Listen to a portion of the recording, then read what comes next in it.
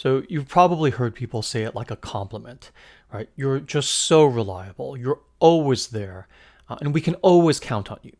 And maybe you are, right? Maybe you've become the person everyone leans on, the one who says yes, the one who shows up, who fixes, smooths, holds it all together. But underneath the praise, there's something else, a quiet weariness within you, a subtle resentment, and a growing question that you don't even quite have the words to ask, which is something like, and who's there for me? Right? When do I get to rest? Being reliable can sound like a strength, but sometimes it's just the role we learn to take on in order to survive.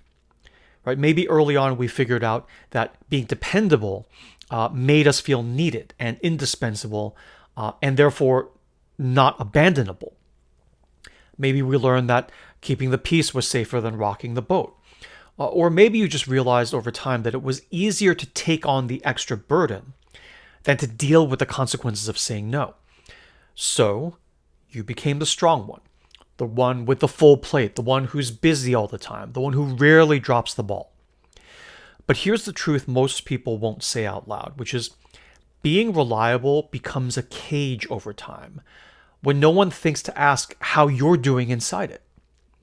Right? When you're the reliable one, you don't get to fall apart.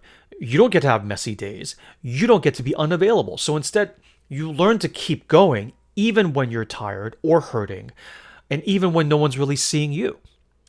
And over time, something painful starts to happen, which is you begin to disappear from your own life, right? In the form of your own needs getting pushed down, your own desires getting put on hold, and your own voice of what you want and what you care about gets quieter and quieter until even you stop hearing it.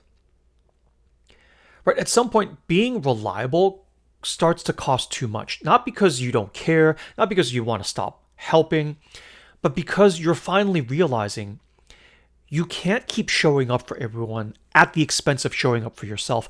And this is where boundaries come in, right? Not the kind of boundaries that, slam doors or sever relationships, but the kind of boundaries that say, even in a whisper, even just to yourself, that I matter too, that I'm allowed to need space too, and that I'm allowed to not carry it all myself, especially when I'm not when the things I'm carrying are not even my own things.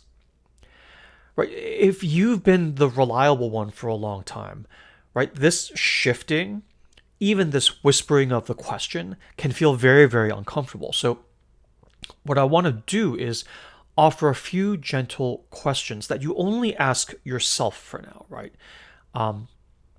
That you can just ask and sit with.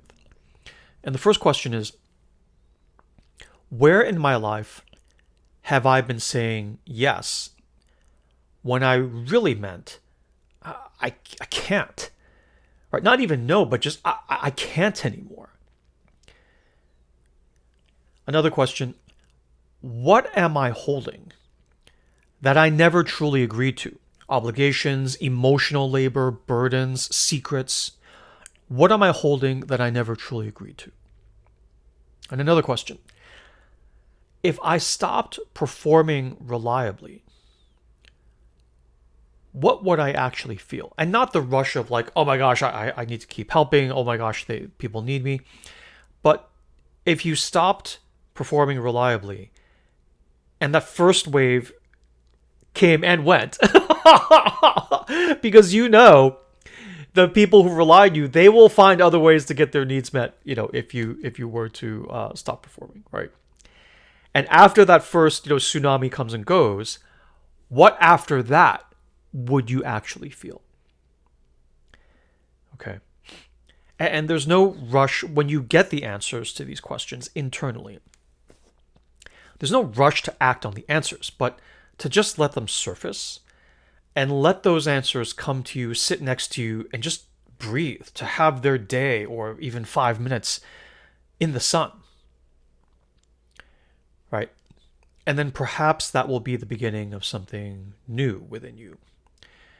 Because your true worth isn't in how much you provide to others or carry. Your true worth is in the fact that you are here, that you are alive, that you are present, that you are feeling and living and listening and wanting more.